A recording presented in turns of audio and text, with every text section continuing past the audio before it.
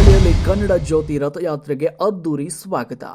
ಕರ್ನಾಟಕ ಸಂಭ್ರಮ 50ರ ಅಡಿಯಲ್ಲಿ ಹೆಸರಾಯಿತು ಕರ್ನಾಟಕ, ಉಸಿರಾಯಿತು ಕನ್ನಡ ಅಭಿಯಾನದ ಅಂಗವಾಗಿ ಚಿತ್ರದುರ್ಗ ಜಿಲ್ಲೆಯಿಂದ ಜಿಲ್ಲೆಯ ಚಿಕ್ಕನಾಯಕನಹಳ್ಳಿ ಪಟ್ಟಣಕ್ಕಿದು ಆಗಮಿಸಿದ ಕನ್ನಡ ಜ್ಯೋತಿ ರಥಯಾತ್ರೆಯನ್ನು ಅದ್ದೂರಿಯಾಗಿ ಸ್ವಾಗತಿಸಲಾಯಿತು.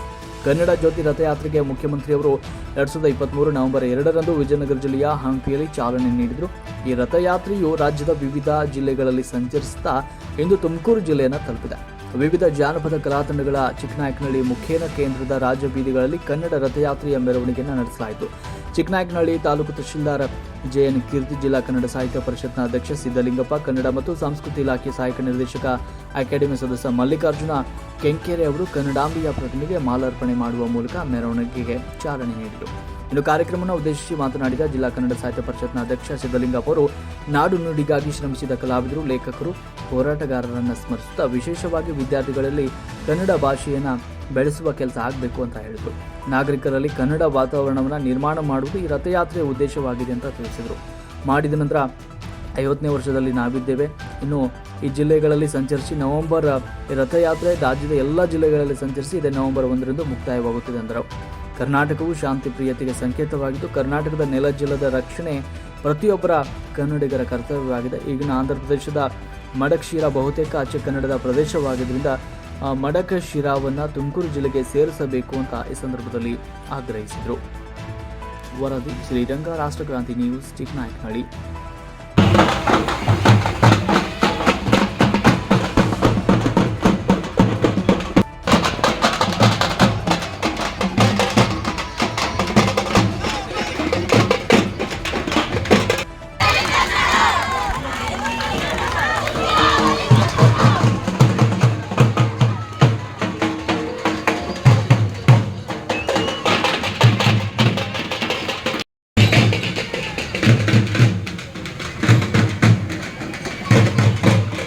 ಇಲ್ಲಿ ಕೂಡ ಏಕೀಕರಣಕ್ಕೋಸ್ಕರ ಹೋರಾಟ ಮಾಡಿದಂಥ ಅನೇಕ ಸಂದರ್ಭಗಳಿವೆ.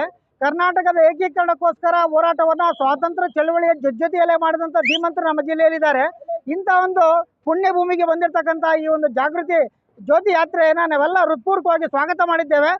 10 ದಿನಗಳ ಕಾಲ ಎಲ್ಲ ಸಾರ್ವಜನಿಕರ, ಸಂಘ ಸಂಸ್ಥೆಗಳ, ವಿದ್ಯಾರ್ಥಿಗಳ, ಜಿಲ್ಲಾಡಳಿತದ ಪರವಾಗಿ ನಾವು ಬೀಳ್ಕೊಡ್ತಕ್ಕಂಥ ಒಂದು ಸಂದರ್ಭ ಇದೆ. ಈ ಹಿನ್ನೆಲೆಯಲ್ಲಿ ನಾವೆಲ್ಲರೂ ಕೂಡ ಕನ್ನಡದ ಬಗ್ಗೆ, ನೆಲದ ಬಗ್ಗೆ, ಸಂಸ್ಕೃತಿ ಬಗ್ಗೆ, ನಮ್ಮ ನಾಡು ನುಡಿಯ ಬಗ್ಗೆ ನಾವೆಲ್ಲರೂ ಜಾಗೃತರಾಗೋಣ. ಮತ್ತು ನಾವೆಲ್ಲರೂ ಈ ಜ್ಯೋತಿಯನ್ನು ಹೃತ್ಪೂರ್ವಕವಾಗಿ ಸ್ವಾಗತ ಮಾಡೋದ್ರ ಜೊತೆಗೆ ಉತ್ತಮವಾದಂಥ ಬುನಾದಿಯನ್ನು ಹಾಕ್ಕೊಡ್ತಾ ಇದ್ದೀವಿ. ಸಹಕರಿಸಿದಂಥ ತಾಲೂಕು ಆಡಳಿತಕ್ಕೆ ಮತ್ತು ಸಂಘ ಸಂಸ್ಥೆಗಳಿಗೆ ಎಲ್ಲರಿಗೂ ಕೂಡ ಹೃತ್ಪೂರ್ವಕವಾದಂಥ ಧನ್ಯವಾದಗಳು. ವಿಶೇಷವಾಗಿ ಮಾಧ್ಯಮ ಸ್ನೇಹಿತರಿಗೆ ಮನವಿ ಏನಂದರೆ, ಈ ಜಾಗೃತಿ ಜಾಥಾ ಹೋಗ್ತಾ ಇರ್ತಕ್ಕಂಥ ಸಂದರ್ಭವನ್ನು ತಾವುಗಳು ತಿಳಿಸಿದರೆ ಅಲ್ಲಲ್ಲಿ ರಸ್ತೆಯಲ್ಲಿರ್ತಕ್ಕಂಥ ಶಾಲಾ ಕಾಲೇಜಿನ ಮಕ್ಕಳು ಈ ಜಾಗೃತಿ ಯಾತ್ರೆಯನ್ನು ನೋಡಲಿ, ಆನಂದ ಪಡಲಿ. ಅವ್ರಿಗೂ ಕೂಡ ಇದರ ಮನವರಿಕೆ ಆಗಬೇಕಾದದ್ದು ನಮ್ಮೆಲ್ಲರ ಕರ್ತವ್ಯ. ಕ್ಷೇತ್ರ ಶಿಕ್ಷಣಾಧಿಕಾರಿಗಳು ಇವತ್ತು ನಮ್ಮ ಜೊತೆಲಿದ್ದಾರೆ, ತಹಶೀಲ್ದಾರರು ಇದ್ದಾರೆ, ತಾಲೂಕಿನ ಪೊಲೀಸ್ ವ್ಯವಸ್ಥೆ ಸೂಕ್ತವಾಗಿ ಕೆಲಸ ಮಾಡಿದೆ.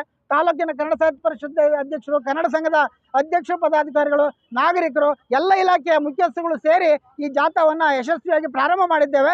ಈ 10 ದಿನಗಳ ಕಾಲ ತುಮಕೂರು ಜಿಲ್ಲೆಯಲ್ಲಿ ಮಾನ್ಯ ಜಿಲ್ಲಾಧಿಕಾರಿಗಳ ನೇತೃತ್ವದಲ್ಲಿ ಈ ತಂಡ ಯಶಸ್ವಿಯಾಗಿ ಮುನ್ನಡೆದು 24ನೇ ತಾರೀಕು ನಮ್ಮ ಜಿಲ್ಲೆಯಿಂದ ಕೊರಟಗೆರೆ ತಾಲೂಕಿನ ಮುಖಾಂತರ ಚಿಕ್ಕಬಳ್ಳಾಪುರ ಜಿಲ್ಲೆಗೆ ಪ್ರಾರಂಭ ಆಗುತ್ತೆ.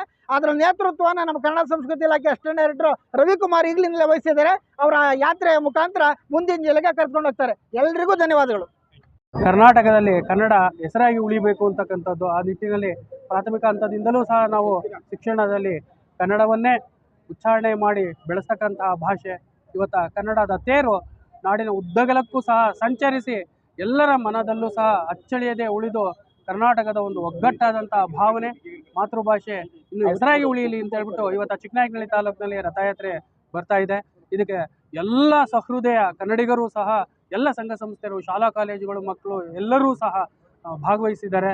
ಇಲ್ಲಿ ಭಾಗವಹಿಸಿರ್ತಕ್ಕಂಥ ಎಲ್ಲರಿಗೂ ಸಹ ನಾನು ತುಂಬ ಹೃದಯದ ಅಭಿನಂದನೆಗಳಿಸಿ ಈ ರಥಯಾತ್ರೆ ಯಶಸ್ವಿ ಆಗಲಿ ಅಂತೇಳಿ ಮತ್ತೊಮ್ಮೆ ನಾನು ಕೋರ್ತೇನೆ.